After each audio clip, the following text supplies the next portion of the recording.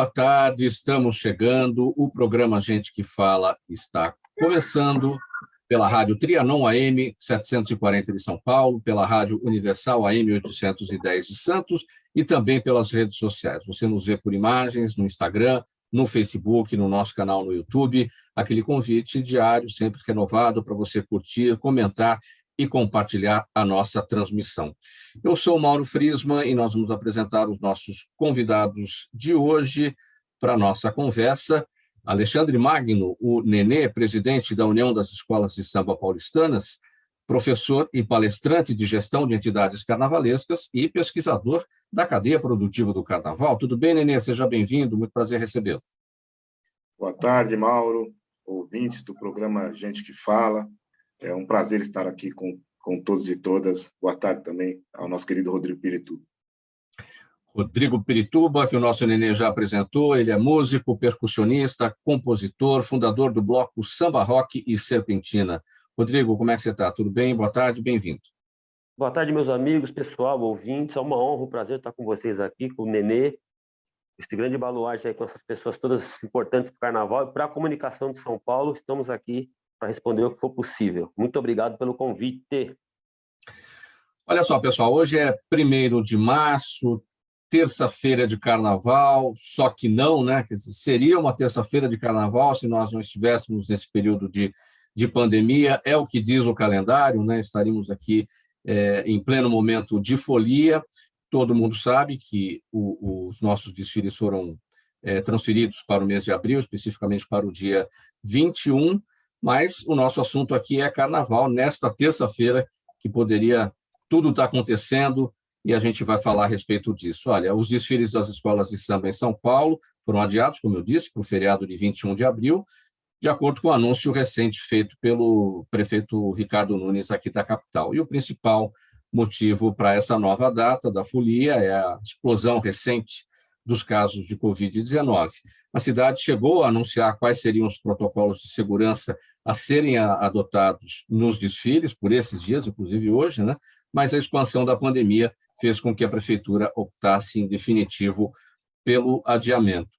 Olha, Nenê, para a gente falar do impacto dessa mudança da data para as escolas de samba, porque, assim, a gente sabe que vocês começam a produzir o carnaval do ano seguinte, quando termina o carnaval anterior. Exatamente no dia seguinte, vocês já estão com a cabeça voltada para o ano que vem.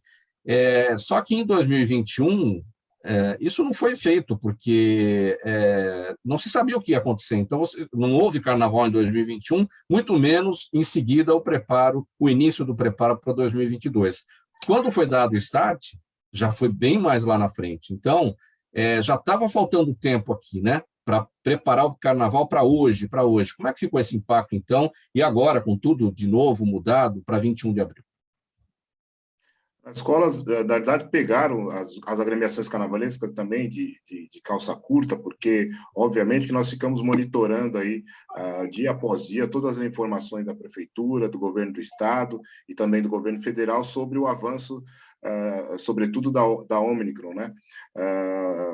Aí mexeu em todo o planejamento do Carnaval, as escolas de samba estão já 2 anos paradas, sem os desfiles, isso impacta diretamente, sobretudo nas questões financeiras, porque você manter um barracão aberto, manter um ateliê aberto por mais tempo, você também tem muito mais gasto, né? Você tem um contrato que seria até o Carnaval em fevereiro, que é hoje, né? Chegando dia 1º de março, aí o Carnaval ele acaba esticando para abril. Você tem todo aí que refazer todo o seu planejamento financeiro, porque os gastos certamente vão subir, porque você precisa manter os seus funcionários, trabalhadoras da cadeia do Carnaval em atividade. Então, foi além de pegar esse planejamento aí, vamos dizer assim, de calça curta, esse impacto ele acaba superinflacionando os desfiles das escolas de samba. O que nós estamos já prevendo para abril, nós temos aí algumas escolas com dificuldade, blocos também de fantasia com dificuldade para colocar o carnaval na rua, por conta aí dessa diferença de valores aí que vão ter que se virar para poder construir o seu carnaval. Como eu destaquei aqui, não é, Nenê? Vocês teriam começado a pensar no Carnaval de 2022 exatamente ao final do Carnaval de 2021. Então, houve um monitoramento, né, do poder público aí em relação a tudo isso, você destacou. Em que momento que vocês começaram, de fato, a pensar no Carnaval 2022? Se tivesse a possibilidade de ocorrer agora, exatamente, hoje seria o dia dos desfiles, estaríamos bem no meio do período. Quanto tempo vocês teriam tido para preparar tudo? Para falar a verdade, Mauro, em janeiro, a escola de samba ainda não sabia se ia de fato ter os desfiles ou não. A UESP ainda estava discutindo com a prefeitura se os nossos desfiles seriam num local fechado, se sairia dos bairros tradicionais para ir para um local que pudesse controlar. Então, nós não tínhamos a precisão se ia correr os desfiles ou se ia ser cancelado ou adiado.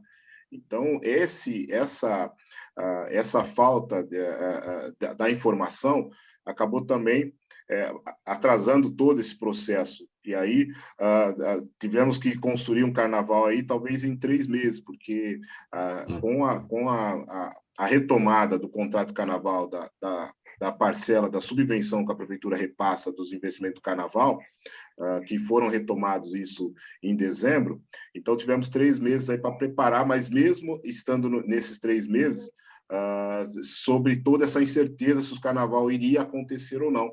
Então, muitos adiantaram o seu processo, adiantaram suas fantasias, seus barracões, mas outros, na incerteza de fazer um investimento e depois esse investimento não conseguir ser recuperado, se atrasaram no seu processo, aí tiveram 3 meses para poder correr.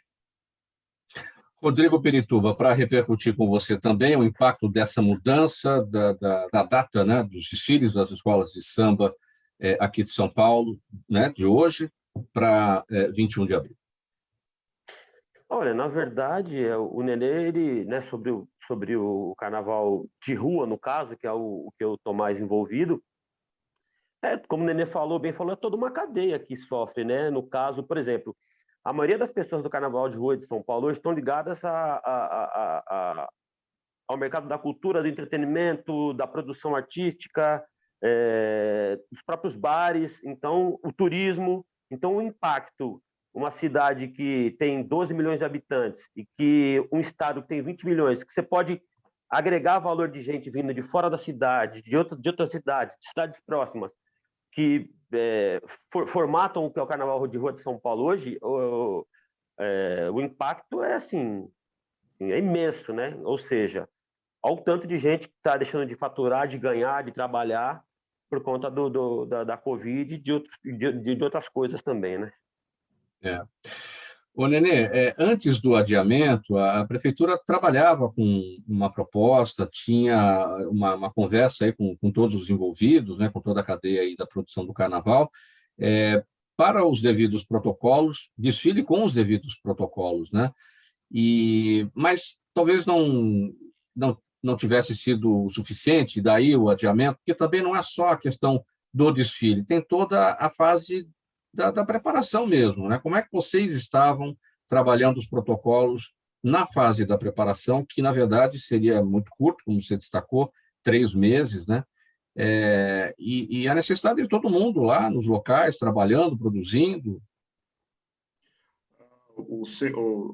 Tanto o secretário de saúde, Edson Aparecido, como o próprio prefeito Ricardo Nunes, eles, nesse período, deram muita atenção para nós. Então, sobre as discussões em relação aos protocolos, a preocupação maior seria não apenas com os desfiles em si, porque os desfiles em si seria fácil, entre aspas, de aplicar as questões de protocolo, porque as pessoas iam ser obrigadas a apresentar carteirinha de vacina, ou passaporte de vacina, estar de máscara, mantermos aí uma regularidade sobre a questão do distanciamento social, enfim, algumas situações que o desfile, no dia do desfile, seria, para nós, da organização, a responsabilidade para esse controle. No entanto, a preocupação era sobre os ensaios nas escolas de samba, nos blocos carnavalescos, que aí não teríamos essa fiscalização, o nosso braço não conseguiria alcançar todas as quadras, todas as ruas,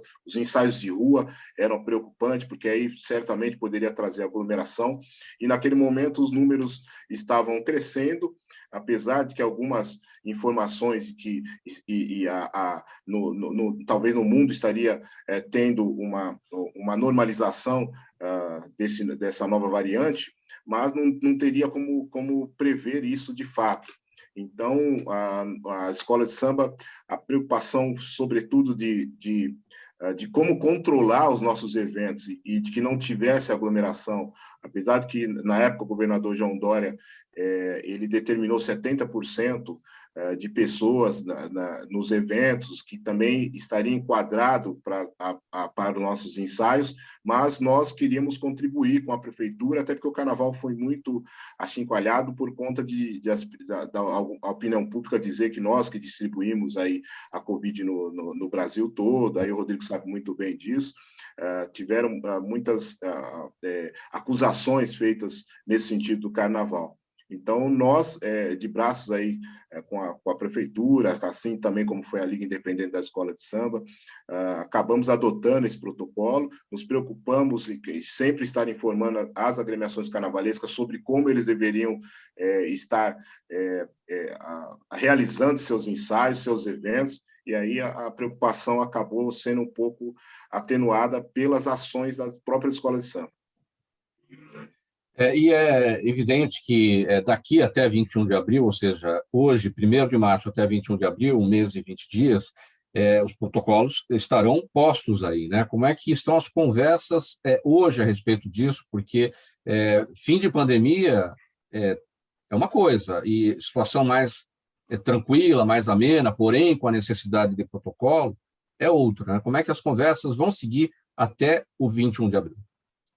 Nós estamos intensificando com os nossos presidentes, as nossas presidentas, para manter já uma relação efetiva com seus componentes nos seus próprios ensaios, para eles entenderem como é que vai ser o processo lá na frente. Porque no dia do desfile, eles vão ter que estar de máscaras, vão ter que estar passando por uma aferição de temperatura, então eles vão ter que já estar acostumados com isso. Obviamente que traz um pouco de transtorno, traz investimentos que nós não tínhamos calculado aí a partir do início das discussões, aí estou dizendo sobre infraestrutura do carnaval, alguns investimentos que vamos ter que ter lá totens de álcool gel, o pessoal contratado para poder fazer a aferição de temperatura, verificar aí os passaportes de vacinação. Então, as escolas de samba estão preparando seu componente, que muitos também estão assustados e não sabem como que vai estar em abril também aí essa curva do vírus. Então, com isso também, não estamos hoje com 100% dos nossos componentes em nossas quadras, por não saber como é que vai estar isso lá na frente. Então, hoje, é um trabalho, principalmente, de tentar resgatar esse componente, fazer com que ele entender que o carnaval vai ter segurança lá em 21 de abril. Então, fazer hoje esse processo todo de conscientização, que é o grande desafio da gestão das escolas de samba. Nesse sentido da conscientização, Rodrigo, você já falou um pouco a respeito, antes mesmo de se decidir pelo adiamento dos desfiles das escolas de samba, a Prefeitura paulistana suspendeu o carnaval de rua da cidade, e aí pelo 2º ano seguido. No ano passado também foi dessa forma, claro, para evitar as aglomerações, o contágio pela Covid-19 e tudo mais. Você destacou aí o impacto, né, do cancelamento do carnaval de rua para os trabalhadores da área, mas é uma situação diferente do que acontece com as escolas de samba. No caso do carnaval de rua, houve um cancelamento mesmo, ou foi adiado também para abril, a exemplo do que acontece com as escolas de samba?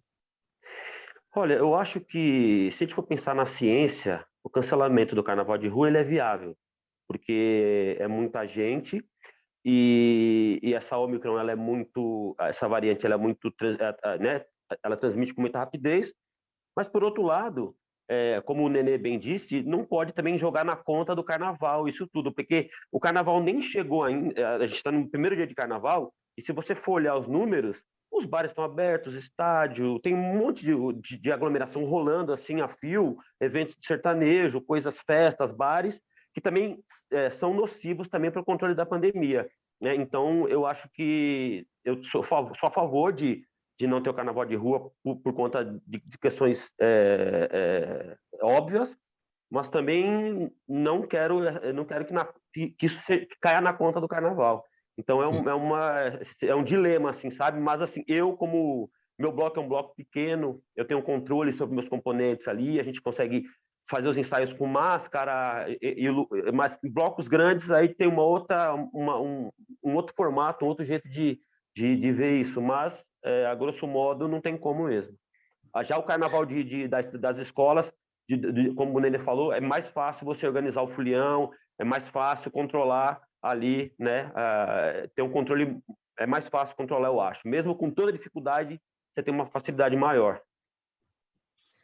Alexandre Magno, Nenê, acho que dá para a gente também falar, enaltecer o quanto tudo isso está sendo, claro, doído, dolorido para todo mundo, as vítimas da Covid, mas no caso da produção do Carnaval, o quanto isso vai mexer também com a criatividade dos carnavalescos, dos produtores, porque você vai ter que desfilar com menos componentes do que é o tradicional. Você vai ter que desfilar ali com buracos na avenida, você vai ter que desfilar com máscara, enfim, elementos que não jamais estiveram presentes, né? Então, tudo isso vai ter que ser olhado, vai ter que ser trabalhado para que o carnaval ganhe em beleza também neste momento. Como é que é esse desafio da criatividade? O desafio é gigantesco, isso se discute diariamente, 24 horas por dia, porque nós ainda não sabemos como que vai ser esse desfile, porque nós, as escolas de samba, se preparam para fazer espetáculos, blocos de fantasia se preparam também para fazer espetáculo, e lá na hora, como que vai ser isso? Como é que você desfila um dos tripés do carnaval, aquilo que faz numa escola de samba existir é o canto. E se você tiver de máscara, obviamente, nós vamos ter que descartar as notas do quesito harmonia, por exemplo. Mas uma escola de samba que não canta, ela tem dificuldade também de evoluir, porque o canto e a dança eles estão atrelados, né? Um impulsiona o outro. Então, essa é uma grande...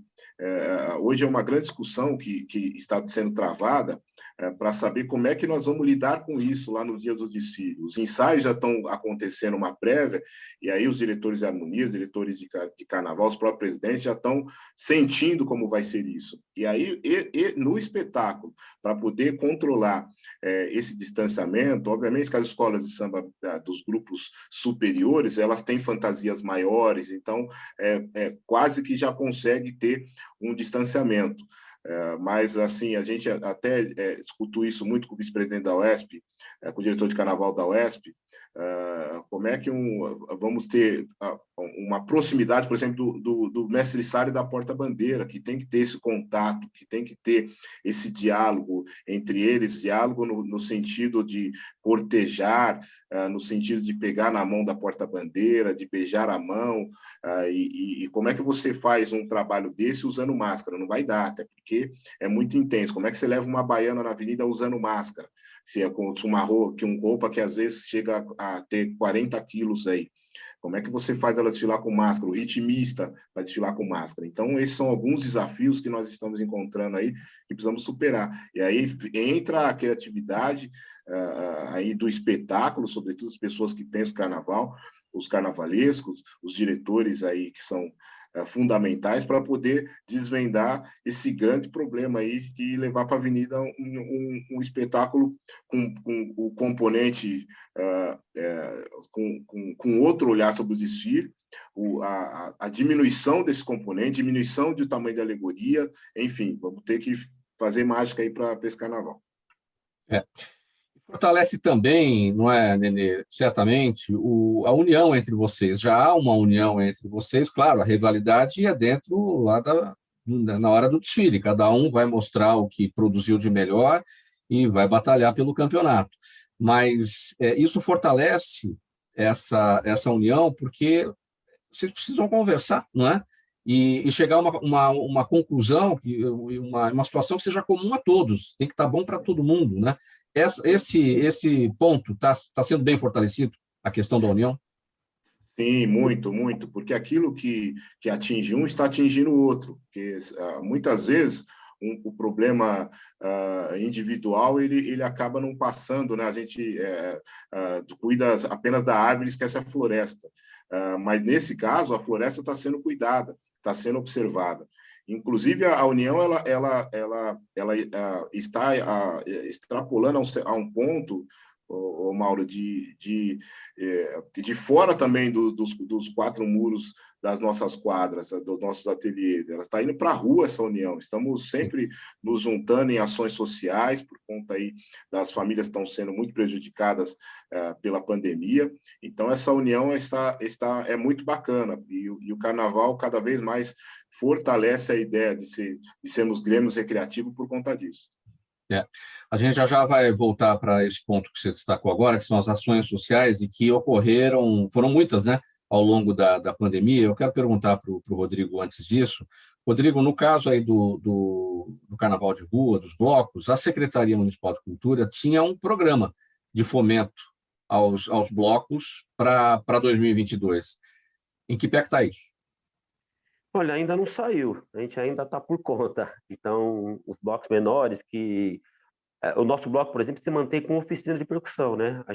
A gente se mantém única e exclusivamente com oficina de percussão, né? Muitos blocos e blocos de bairro também, que também tem muitos blocos que não tem, assim, fica dependendo de lei de incentivo, fica dependendo mesmo de fomento e tal. Os blocos de rua, eles, na sua maioria, eles saem por conta mesmo, assim, né? É um mutirão ali, blocos que não têm oficina, eles arrecadam com a comunidade ali e acaba saindo do jeito que dá, né?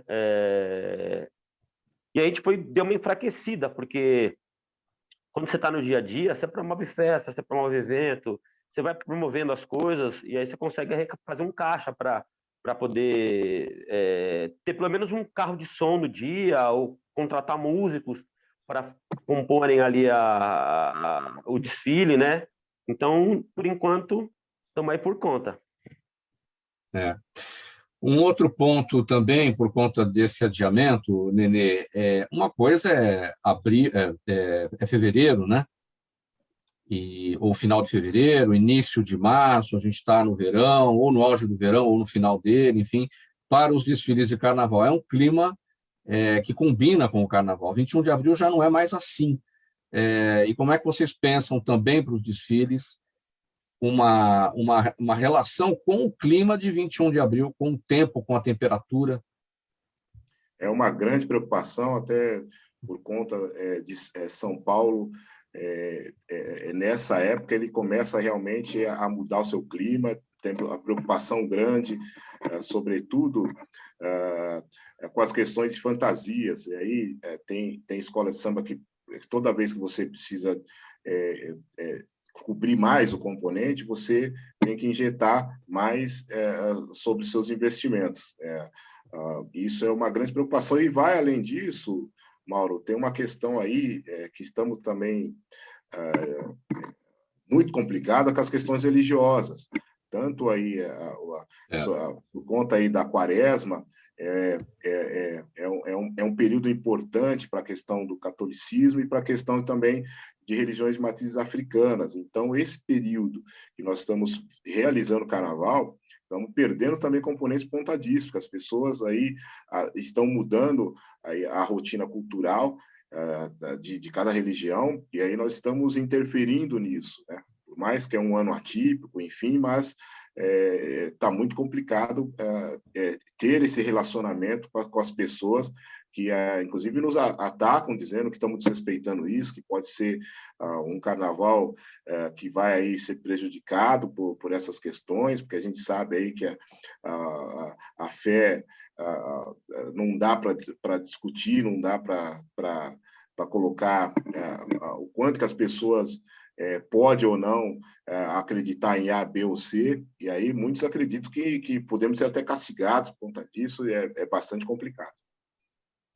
Esse é um ponto que a gente não ouve falar, né? Porque o carnaval termina e imediatamente começa o período da quaresma, a data móvel do carnaval, o carnaval é calculado conforme a Paixão de Cristo, a data, né? A Sexta-feira Santa, e isso não pode ser modificado, né? Então, vocês realmente estão com uma... É um grande ponto de interrogação, né, Nenê, em relação a tudo isso. Exatamente, né? A quaresma no Brasil, ela até pela influência da Igreja Católica, ela é muito respeitada. Então, nós também estamos passando por esse problema, que é um problema a ser cada vez mais conversado entre as suas comunidades. Hoje, estão fazendo algumas ações, algumas escolas de samba ligado à questão de Umbanda e Candomblé, pedindo aí suas licenças, cada um do seu jeito, para poder aí ter aí a bênção dos seus orixás, que tenha um desfile de escola de samba que não interfira aí diretamente nas relações religiosas, que é difícil desrespeitar a quaresma. Rodrigo, esse ponto também religioso, como é que vocês estão tratando esse tema dentro aí do Carnaval de Rua? Na verdade, eu como um bandista concordo com o que o Nenê fala, mas no caso do Carnaval de Rua, a gente nem vai ter carnaval, na verdade, né? Então, assim, a gente... o Carnaval de Rua não vai rolar. Então, para a gente, no nosso caso, a gente segue com os ensaios às quartas-feiras, mas assim, o Nenê sabe melhor que eu, até que as escolas estão todas fundamentadas dentro da cultura afro-religiosa, né, dentro do candomblé, então isso interfere muito, não é o caso do meu bloco, por exemplo, né, então para a gente não, assim, não interfere, porque não vai haver o carnaval de rua, né, então, mas é uma questão importante que o Nenê falou assim. Aliás, Nenê, tá a par de tudo aí, é uma honra falar com vocês. Nenê, para falar daquelas ações sociais que vocês geralmente já realizam, as agremiações realizam todos os anos, ficou mais incisivo ainda o trabalho, mais forte durante o período da pandemia, tanta gente passando necessidade, perda de emprego, perda de renda, enfim, como é que está essa parte? Muito mais forte, Mauro. Inclusive, emendando já naquela sua outra pergunta sobre a união, que hoje se encontra instaurada, deixando um pouquinho o concurso de lado e se preocupando com as pessoas, hoje está muito mais forte essas ações. Cada escola de samba tem uma ação pontual, e aí nós, enquanto entidades gestoras, fazemos também uma ação onde agregamos todas as filiadas, né? E também parcerias, por exemplo, fizemos uma parceria com a Liga Independente da Escola de Samba, do Carnaval Solidário, arrecadação de alimentação, conseguimos 30 toneladas de alimentos, que foi um desfile, na verdade, um cortejo no Sambódromo do AMB, onde as escolas de samba desfilaram dentro dos seus carros, né, até para não gerar a questão do tumulto das pessoas, né, do acúmulo de gente, e aí conseguimos arrecadar 30 toneladas. Depois tivemos mais uma ação junto com a CUFA, a Liga Independente, a UESP, que aí alguns parceiros, alguns empresários aí também arrecadaram cerca de 130 toneladas de alimentos para serem distribuídos para os profissionais do carnaval, aqueles que estavam sendo atingidos diretamente, porque o carnaval já não teve 2021. Os profissionais não estavam fazendo show, não estavam trabalhando nos barracões, estavam sofrendo muito, e aí, como o próprio Rodrigo disse, profissional de cultura, que foi um dos que mais atingido aí, né? turismo, os eventos, a cultura, foi os que, no mundo todo, foi um dos que mais atingidos pela pandemia. Então, essas ações salvaram muitas pessoas e ainda salvam, não só a questão do alimento, e sim como também confecção de máscara, confecção de avental, que as escolas de samba estavam fazendo para os postos de saúde de suas regiões, a distribuição de kit de higiene, a arrecadação de agasalhos, porque o número de moradores de rua da pós-pandemia, né, explodiu em São Paulo. Então, essas ações praticamente foram incentivadas pelo processo da pandemia, e cada vez mais nós estamos aí todo dia recebendo projetos, recebendo parceiros, recebendo indicações de comunidades que têm que ser atendidas, e aí com o esforço do sambista a gente está conseguindo aí levar aí um pouco de humanidade para as pessoas. Falamos, Nenê, sobre essa preocupação do período da quaresma, né? Esse aspecto do carnaval interferir nesse período e a preocupação com a religiosidade das pessoas. Na verdade, assim, a Semana Santa, dias 15, 16 e 17 de abril, na verdade, o carnaval seria depois do período da quaresma, só que tudo começa antes. Esse é o aspecto, né? Esse é o problema, esse é o grande problema, porque nós vamos ter que levar os nossos ensaios até obviamente, uma semana antes do carnaval, as pessoas estão ensaiando, né? Então, cai bem na Páscoa.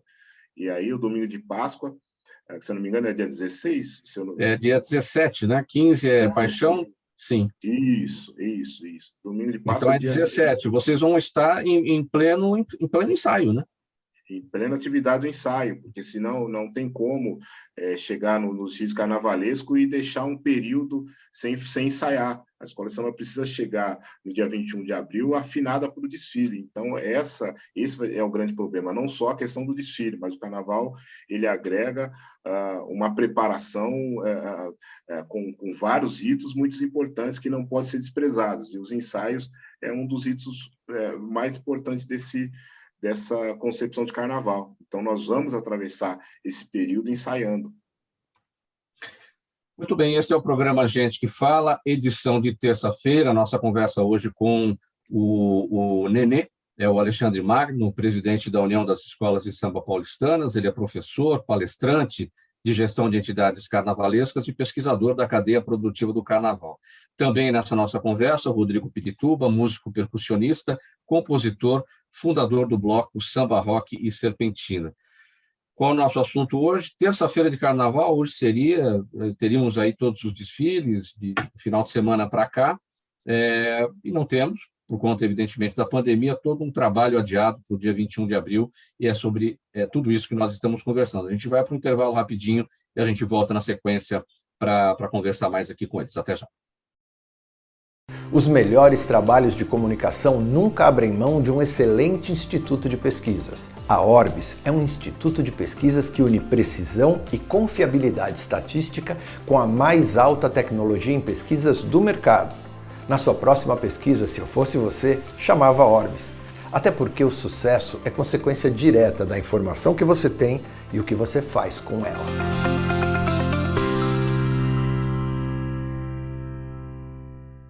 De volta com o programa Gente que Fala, edição de terça-feira, dada aí o anúncio, a mensagem do nosso apoiador, a gente segue por aqui, Rádio Trianon, AM 740 de São Paulo, Rádio Universal, AM 810 de Santos, e também pelas imagens das redes sociais, Instagram, Facebook e ainda o nosso canal no YouTube. Nosso assunto, carnaval, tudo adiado, tudo transferido para o dia 21 de abril, o Nenê aqui com a gente, presidente da União das Escolas de Samba Paulistanas, e o Rodrigo Pirituba, fundador do bloco Samba Rock e Serpentina.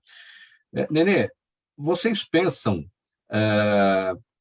numa homenagem, não cada escola com a sua possível homenagem, mas uma homenagem conjunta para as vítimas da Covid, os familiares dessas vítimas da Covid, alguma coisa que aí não esteja na disputa, evidentemente, né? Não há espaço para isso, na disputa das escolas, mas um trabalho final, conjunto, com todas indo para essa homenagem, nesse momento tão difícil que tantas famílias passam, com tantas mortes por conta da Covid? Sim, Mauro, é uma pergunta interessante, porque, obviamente, todas as escolas e os blocos fantasia que farão seus desfiles, obviamente, vão fazer abertura em homenagem àqueles que por conta da pandemia, tiveram suas vidas aí interditadas, né, vamos dizer assim. E aí a UESP também não pode deixar de praticar essa homenagem, assim como os jogos de futebol estão fazendo, que é muito interessante, através do seu minuto de silêncio, e nós também estamos preparando no início dos desfiles. Não dá para contar com todas as agremiações, até porque os desfiles são dias diferentes, simultâneos, simultâneos não, serão em dias diferentes, mas e são 65 agremiações carnavalescas que também têm os seus problemas, tanto no pós-carnaval, como no pré-carnaval. Então, mas a UESP certamente está preparando aí uma grande homenagem aí para poder dar abertura, dar início aos dias de desfile. E assim, nos nossos, como também acontece em todos os anos, que tem o Afoxé, o Modé que faz a abertura para nós, que ele, na verdade, ele traz as bênçãos, ele faz uma grande lavagem na avenida através do seu axé. Ele também vai se preparar para isso, para poder fazer essa grande homenagem aí para aqueles que perderam algum parente, algum conhecido, alguma figura importante aí nessa pandemia tão triste que nós estamos vivendo. Agora, para a gente entender as datas e como é que vai funcionar a transmissão pela televisão. A gente está acostumado com o Carnaval do Rio de Janeiro primeiro, os desfiles de sexta e sábado, aí a TV Globo transmite o Rio de Janeiro, e depois domingo, é isso, né? Sexta e sábado, né? Depois, domingo e segunda, o nosso desfile aqui de São Paulo do Grupo Especial. Como é que vai ser isso? Serão 4 dias também? 2 para o Rio e 2 para São Paulo? Quem começa primeiro? A Liga e a Liesa já se conversaram, né? Inclusive o adiamento do Carnaval em abril para abril foi feito em conjunto entre as duas cidades e infelizmente vai coincidir os desfiles especial, porque eles vão estar desfilando no mesmo período, por conta do o feriado dia 21 vai cair numa quinta-feira, então eles vão estar desfilando no especial no mesmo dia. Mas já os desfiles da UESP serão também simultâneos, ainda porque nós vamos ter só 4 dias pegando o feriado quinta, sexta, sábado e domingo, não vai ter como fugir muito disso. Obviamente que não é bacana os desfiles serem simultâneos, mas não tem muito jeito hoje não de tem fugir. Muito jogo aí, não dá para...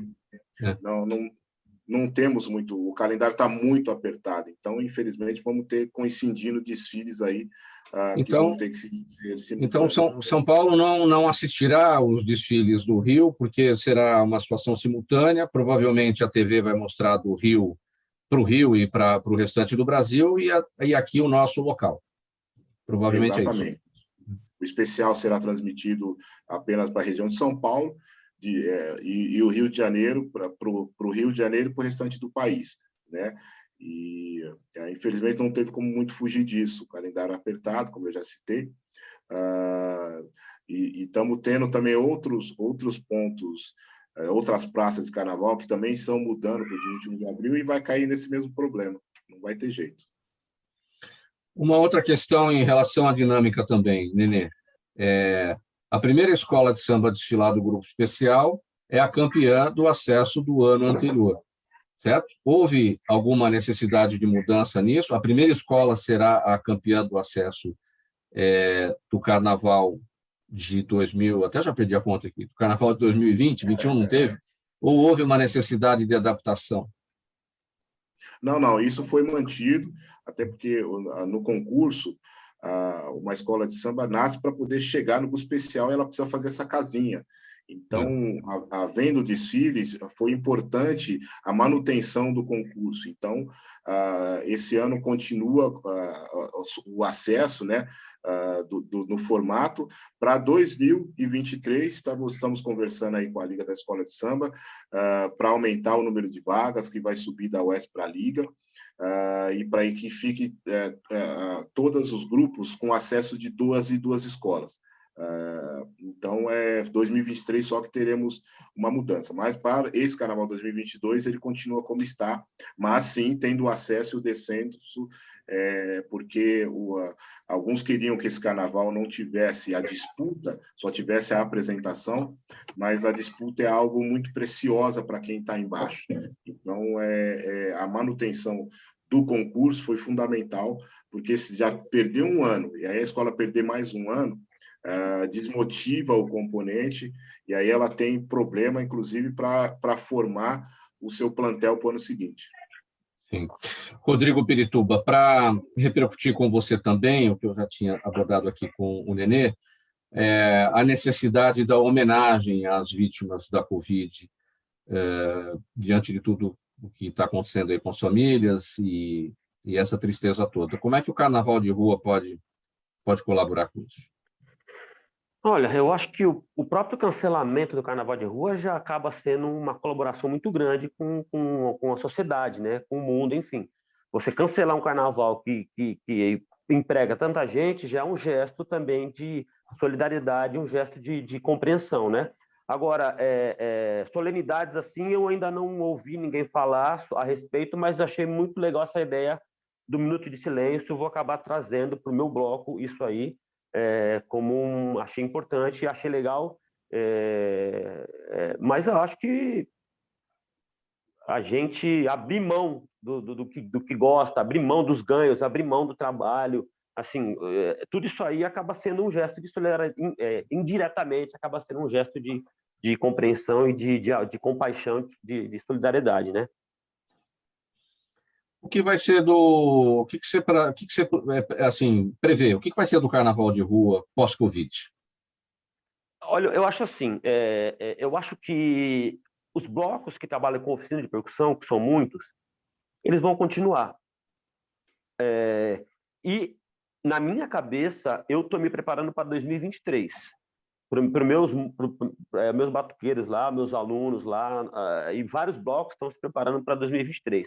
Então, a gente vai fazer eventos durante mensais, até eu chamo de ensaio aberto, festa e tal, para movimentar para os alunos poderem se apresentar, para poder o repertório ficar alinhado, apertadinho, cada bloco com a sua característica.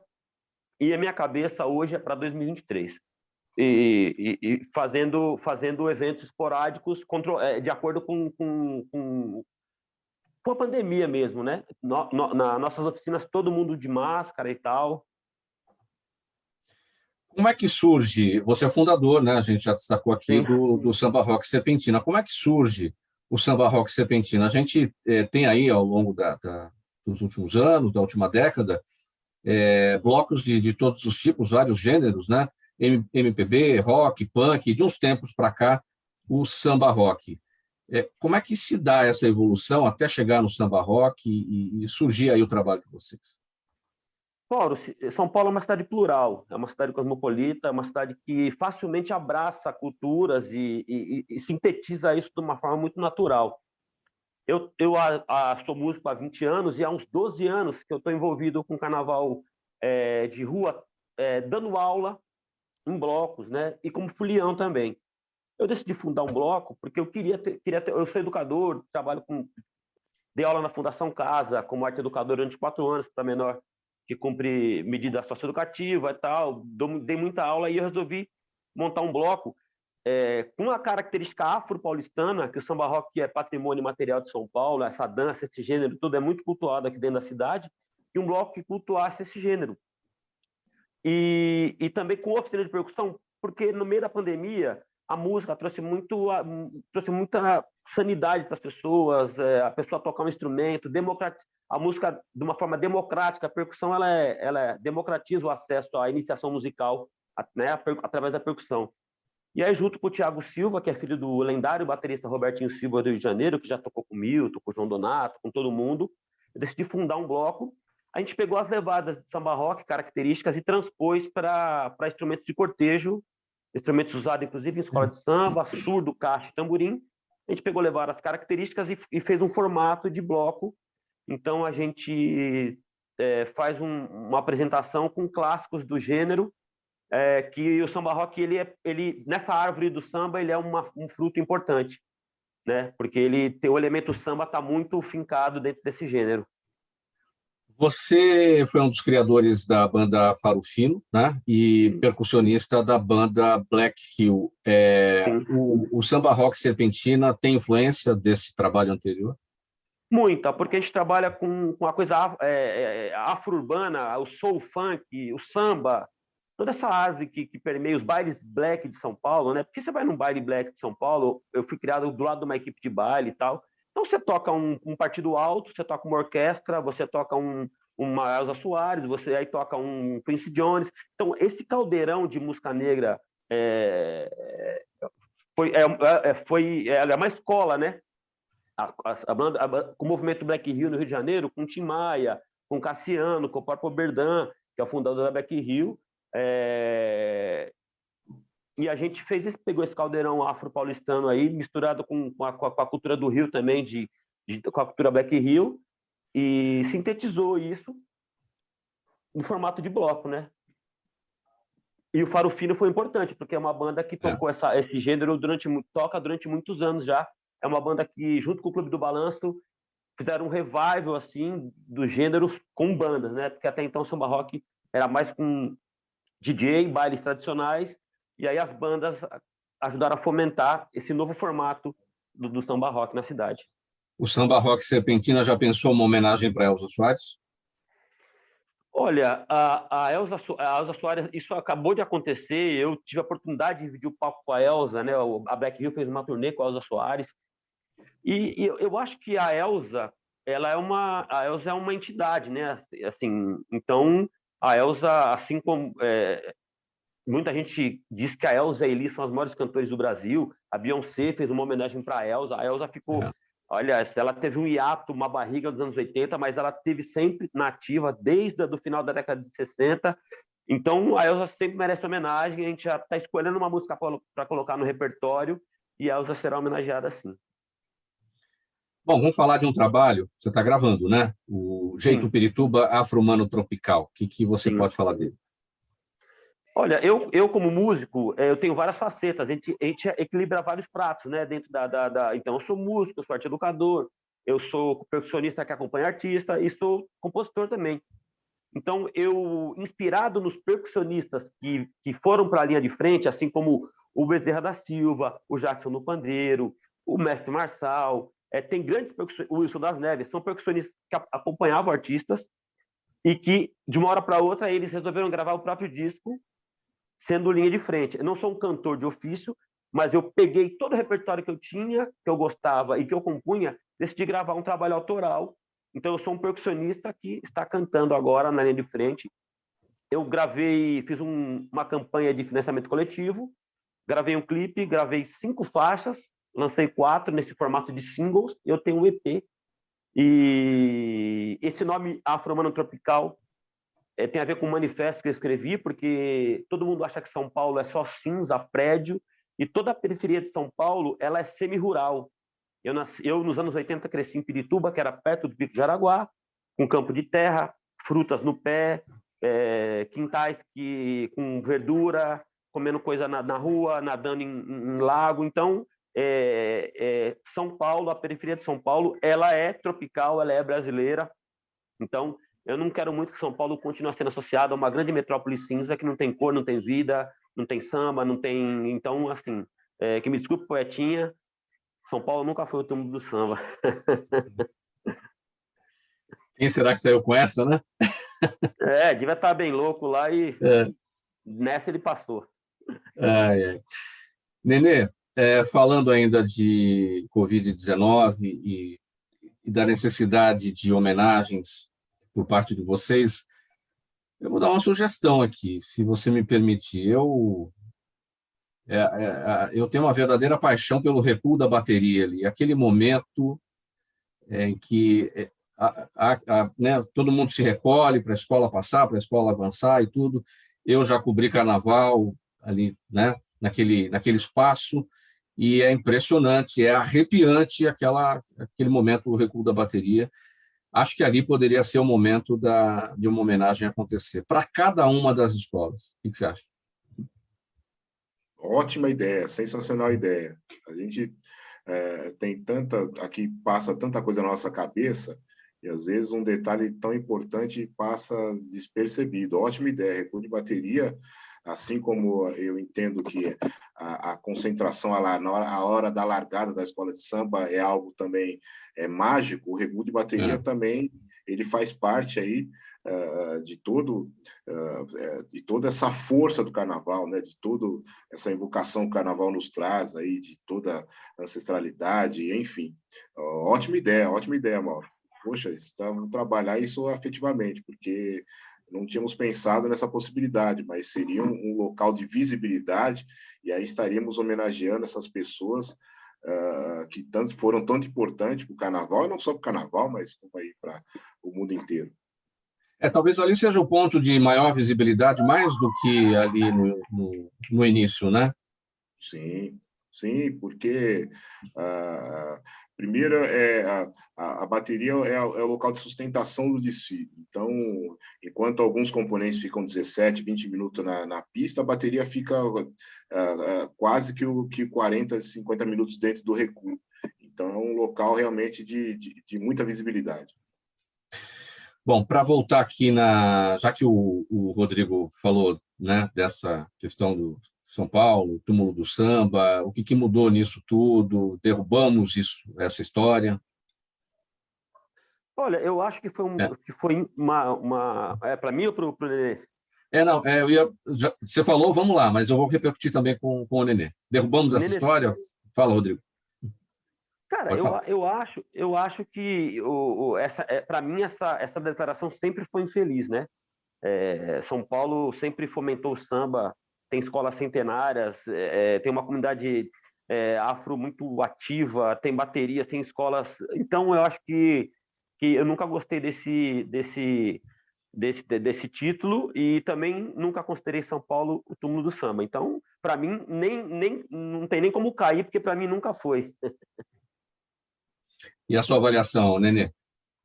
Concordo plenamente aí com o Rodrigo, até porque no nicho de escola de samba, no nosso setor de carnaval, São Paulo sempre foi tido como um importador de talentos. Hoje nós estamos exportando talento para o Rio de Janeiro. Obviamente, o Rio de Janeiro continua sendo aí o grande farol do carnaval do mundo, né? A grande referência do carnaval. O carnaval, mas hoje nós também exportamos para eles nossos profissionais. E eles entendem, inclusive, nessa questão de importação dos profissionais do Rio de Janeiro, muitos carnavalescos dizem que trabalhar em São Paulo é até melhor do que no Rio de Janeiro em relação à estrutura do sambódromo, em relação... Hoje nós estamos aí com o Grupo Especial está com a Fábrica do Samba, com uma estrutura maravilhosa, então estamos avançando a passos largos aí, cada vez mais a profissionalização do carnaval a chegar num ponto de excelência. Então, essa fala infeliz hoje não condiz com o Carnaval de São Paulo, que os seus números apresentam aí um retorno financeiro para os cofres públicos gigantesco, arrecada 37 vezes o valor investido, e aí os blocos de rua hoje ajudaram a deixar São Paulo com a estigma do maior carnaval do Brasil, em números aí, isso não tem como discutir, contra fatos não há argumentos. Dois pontos, você falou da Fábrica do Samba, não é, Nenê? Eu queria fazer uma pergunta a respeito disso, foi construída, enfim, para a gente falar da importância dela, mas você também falou da exportação dos carnavalescos, dos nossos profissionais aqui de São Paulo para o Carnaval do Rio. Vocês exportam também lá para o Amazonas, para a festa de Parintins, dos bois de Parintins, o pessoal de Parintins, lá, a gente chama de carnaval, eles, né, chamam de carnaval, né? Mas não é exatamente o carnaval, é uma apresentação, é diferente do que o nosso desfile aqui, porque lá é exatamente uma arena, mas eles vêm para São Paulo para aprender com vocês, carnavalescos, a fazer o que eles fazem maravilhosamente bem lá, dentro de uma arena, os cenários vão se montando, vão saindo, vão se montando, vão saindo, e é algo que eles aprendem aqui também com a gente, né? Até para também dar a César o que é de César, os profissionais de Parintins impulsionaram muito a visão, principalmente sobre as alegorias de São Paulo, a questão de toda essa mecânica, porque São Paulo sempre teve essa preocupação com a verticalização, gigantismo, então eles conseguiram introduzir para nós uma técnica que São Paulo não tinha. Então, esse movimento de alegorias, eles fazem essas transformações, até na festa de Parintins, isso é muito visível, começa um carro, daqui a pouco eles transformam em outro, e depois eles transformam Exatamente. em outro. Então, essa técnica eles trouxeram para cá. Mas, obviamente, chegando em São Paulo, eles começaram também a perceber como é que a gente fazia alguns trabalhos que foram levados também para a festa deles. Então, isso é uma troca de aprendizado muito salutar, que os profissionais acabam sendo aí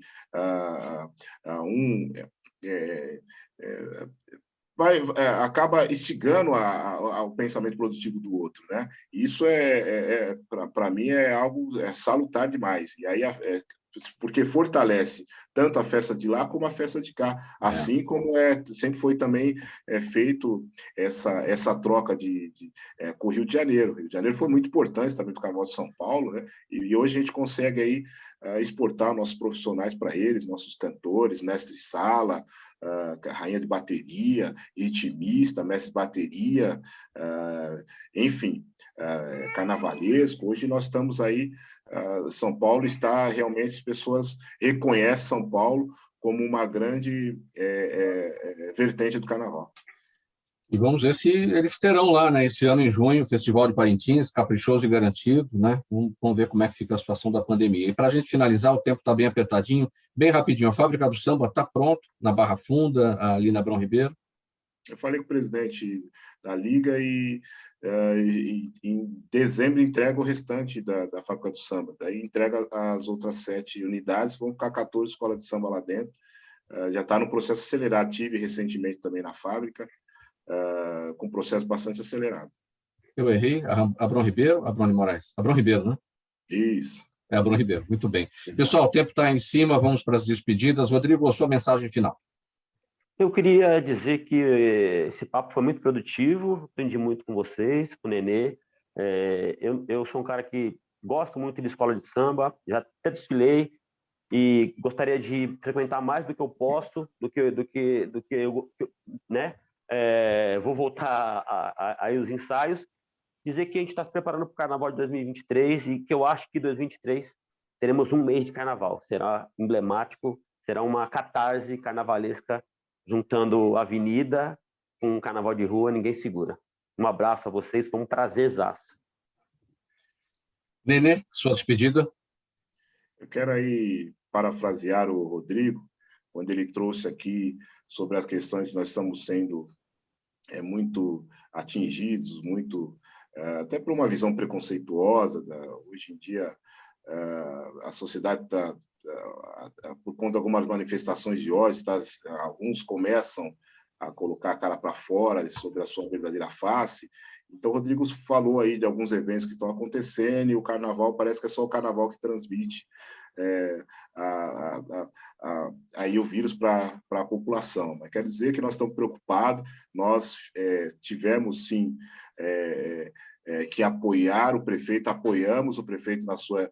primeiro, quando cancelou lá 2021, nós apoiamos, e agora apoiamos também a mudança do carnaval por conta aí, do aumento dos números do novo coronavírus.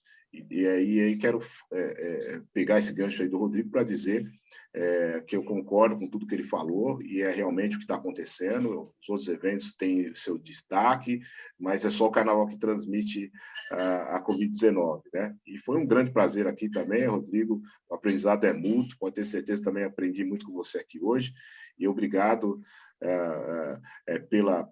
por ter aí a voz da gente do carnaval no programa Gente que Fala, porque fico muito agradecido por fomentar aqui a união das escolas de samba paulistana para o mundo. Nós que agradecemos, toda a equipe do programa Gente que Fala, Nenê, Alexandre Magno, presidente da União das Escolas de Samba Paulistanas, e também o Rodrigo Pirituba, fundador do bloco Samba Rock Serpentina. Valeu, minha gente, vamos em frente, vai ficar tudo bem, a gente vai superar essa pandemia e vamos ter um belo carnaval aí para todo mundo. Um abraço para todo mundo, a gente volta amanhã. Tchau, tchau.